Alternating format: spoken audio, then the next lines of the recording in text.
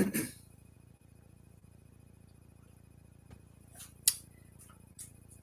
guys, how's it going? It's your boy M.K.S here, back here with another video. I don't have any tech issues with Facebook or YouTube or whatnot, but anyway, I hope you enjoy these videos, including this one, of course. And it took me a while to get around to recording this second part. Forgot to say welcome to part 2 of my bucket list and goals and things like that. Anyway, I hope you enjoy it. Myself. Before I make this video, I want to just say my thoughts go out to the people of Japan, because they've gone through like a series of earthquakes and even tsunami warnings, and possibly even a tsunami, I think, which has happened a few times, unfortunately, in Japan. One of my dreams in life actually is to promote Pan-Asianism as a Pan-Asianist, which I suppose I already am, and a Pan-Africanist. I dream to support Pan-Asianism and Pan-Africanism, and there was like natural disasters also in China, I think even in India with flooding. So I think one good thing that could be made of that is like to bring Asian nations and encourage Pan-Asianism. Similar could be for Africa as well. So they could work together. I suppose I could have included that on the list of my bucket list, but I may actually do that in part 3 or whatever, or part 4 or whatever, but or even in this. But yeah, I was trying to think of a few ideas to cover, but anyway, I hope you enjoy it. And these are ideas or pointers or numbers. List 11 to 20, of course. For those who have seen my previous videos, that's normally what part 2 is, pretty much always. But anyway, I know I'm waffling, but I'll say my thoughts go out to people of Japan, and I hope there can be fundraising ideas and ways to fundraise to help Japan to rebuild. It'd be interesting if neighboring nations helped Japan to like rebuild buildings that have been damaged. Obviously, you can't help those who have been killed or injured that much. Certainly not those who have been killed. But if we can, what's the word? Mitigate, or whatever the word is, i.e., minimize. As they use words, I know. Minimize the disaster or the effects of the disaster. I think it would be beneficial. So obviously, if people from China and India and whatnot, and other parts of Asia help Japan, then I suppose the Japanese can return the favor if need be. Unfortunately, if in the unfortunate event that those nations will need help. So I hope it will bring together Asian nations to help each other and work together to tackle those problems. I hope to rebuild infrastructure that's been damaged and come up with ideas to have flood defenses and things like that, and tsunami warnings, early detection things or whatever that can help, and that kind of thing. I'm terrible at science myself, but I think it'd be cool if they work together, Asian scientists and whatnot, even African scientists. Anyway, here goes. So number 11. On that note, as I say, I'd love to change the world for the better. I also hope to change things that I am a creature of habit, as I often say, but I'd love to change things like my punctuation, and to work on ideas and work on how I can deal with my hoarding. Perhaps, to be honest, I think the solutions I've thought of is like wherever I have permission. So wherever and whenever I have permission to write and keep things and whatever, so I don't encroach on other people's space.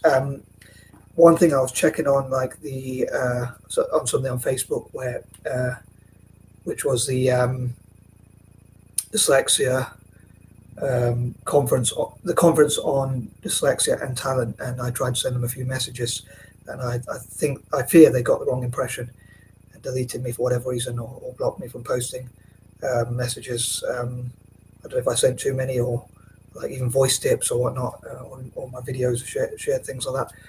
But for whatever reason, I think it seems like they blocked me, unfortunately. And I hope and that does make me fear whether I can get them on board. So I hope to bring them round to my ideas. So I hope to find ways to convince people to support my ideas. Number 12. I think there were a few things I was going to cover in point number 11, but I'm conscious that I don't want to keep each point too long. But yeah, thinking about things I hope to change and bring them to my way of thinking. I was thinking of things like supporting startups, SMEs, ideas people, inventors, investors, entrepreneurs, basically, and that kind of thing. Across what I call the six, I just remembered. Number 12, I hope to tackle bullying and motivate and inspire people. A lot of time I can be quite a pessimist myself, so it will be difficult, but I hope to basically try and encourage people and once again build bridges rather than divisions. So I hope to bring people together and bring nations together, especially African and Asian ones, also as I say island countries and countries that are colonized, what I call the six, or emerging market economies as well. I suppose a lot of time they go hand in glove, but again, inspire and motivate and encourage people, and hopefully not give up on things like I did in the past. Hopefully in 2024 I'll keep going as much as I can, just keep doing the best I can.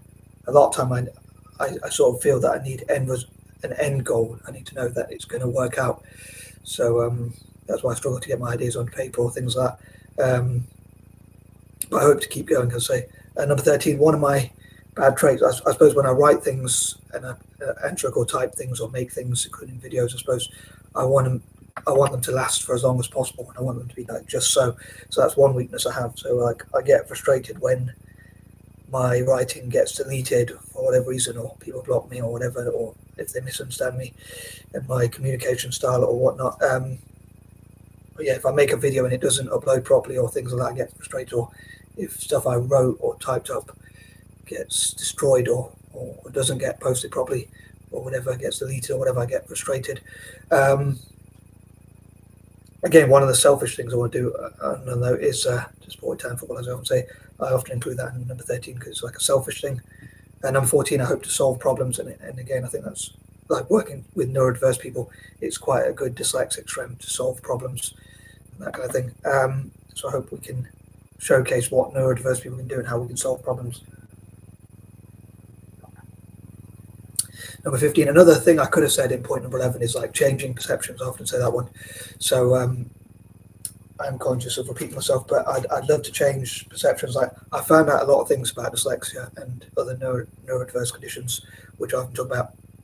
And I think I've learned a lot about dyslexia, but I think dyslexia has also taught me a lot about intelligence. Like just because someone's not good in one area, I think some people think you're either intelligent or you're not, but just because you're not good in one area, you can be good in another area. Like another condition I have is dyspraxia, and I think as dyspraxic people can struggle with what a lot of people find very simple, like quote unquote normal people, if you like, or neurotypical people, or even other neurodiverse people can find very simple, but we struggle with. But I think we have our own strengths. So it tells me that lots of people have weaknesses and strengths. So just because you dismiss someone, don't think they're smart or intelligent or clever, or whatever the word is, whatever the correct word is, it doesn't mean it's true. Sometimes they have different strengths. People with neurodiverse conditions, for instance. So I hope to change perceptions, especially in Africa and Asia. Number 16, on that note, I would love to, for African and Asian nations and island and what I call the six, I say, to make lots of events and host lots of events where they invite neurodiverse people to come and talk about neurodiverse strengths. So to educate them on, if you like, or inform them, if you like. I redefine the term education. So I'm not a big fan of academia necessarily, but I think that learning things or whatnot is different. Like as I say, I redefine the term education. I think it's like training, awareness, and things like that, and teaching people skills that they're going to use. So as I say, I don't think education is always just academic. I think there are different types of education. Like if a business person taught me how to run a business and they ran a business for 20, 30, or even 40 years, which is nearly as long as I've lived, as old as I might look with my balding hair, I think they could teach me a lot more than an academic teacher. So as I say, I redefine education, and I hope for people from Africa to see that, and Asia and Ireland and what I call the six, as I say, to see that neurodiverse people have our own strengths. So while we might not be good at in classrooms, while we might not be good academically, we can be good in other areas, like even business, funny enough, and things like that. Design, many dyslexic people are good at with their hands, architecture and different things like that, and even like helping to tackle terrorism, even thinking outside the box to solve problems, um, um, spy agencies and things like that can utilize the strengths of people with dyslexia and other neurodiverse conditions. So I hope people from what I call the six will find out about that kind of thing.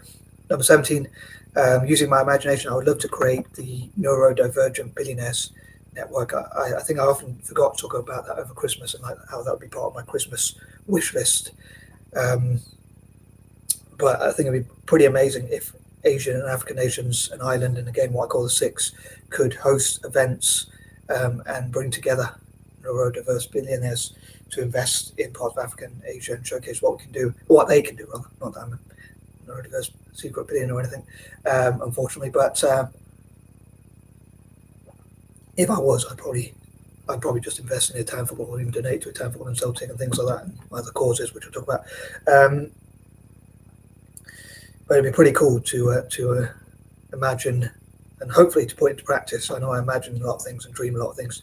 It would be great if I could put those things into practice. So if they could host events, bring in neurodiverse billionaires, and neurodiverse billionaires could have their own academies that train neurodivergent people in Africa and Asia and Ireland, and again what I call the six, i.e. developing nations and former colonies, and neurodiverse people showing what we can do for emerging market economies, how we can help them to grow and things like that. Number 18, again, making the world a better place. I dream that I can do that kind of thing. And I hope I will improve my content and continue to improve my content, all being well, and do my best to take other people's advice on board. And again, just make the world a better place and help as many people as possible. And also animals, like look after nature and try and make all living things as happy as possible. That's a bit corny, but anywho, moving on. Number 19, again, another one I have to mention. I would love to support Indigenous, African and Australasians in software development. And number 20, also in STEM generally. I'm sure there are a few ideas I forgot to cover, a few pointers I forgot to cover, but anywho, as ever, I would love to read your recommendations and suggestions, and I hope that I can convince all possible neurodivergent organizations to run conferences just like the Dyslexic Advantage and Made by Dyslexia have done in America and Britain and other parts of Europe as well. I basically hope they can replicate what they've done and show to leaders in Africa, Asia, and developing nations generally what we can do as dyslexic people, many of us. So basically, it would just be copying and pasting what they've already done. So it wouldn't have to be even reinventing the wheel or anything like that. It already has a track record of achieving things, I think. So I hope that people from across Africa, Asia, and elsewhere will find out about, especially emerging market economies and so-called former colonies, killing two birds with one stone as an anti-imperialist. I dream that they'll find out the strengths of dyslexic people and like the case for investing in dyslexics, the value of dyslexia, and similar for other neurodiverse conditions like ADHD and whatnot. And again, I'm probably waffling again, but please let me know what you think and how maybe how I can reach out to organisations like Made by Dyslexia, Dyslexic Advantage, the AL Centre for Dyslexia and Creativity, and others, including those with autism and ADHD, individuals and organisations, and how I can bring them together to host those sorts of conferences and showcase what we can do. Neurodivergent successful people with neurodivergent conditions doing talks in those nations and showing what we can do and how helping dyslexic people who might struggle academically to unlock their strengths can be a really good investment strategy. Anyway, as I say, I'm probably waffling. Hope you found these interesting, these quirky ideas, interesting. I ran ahead of myself there. Anyway, I am out. Peace and love.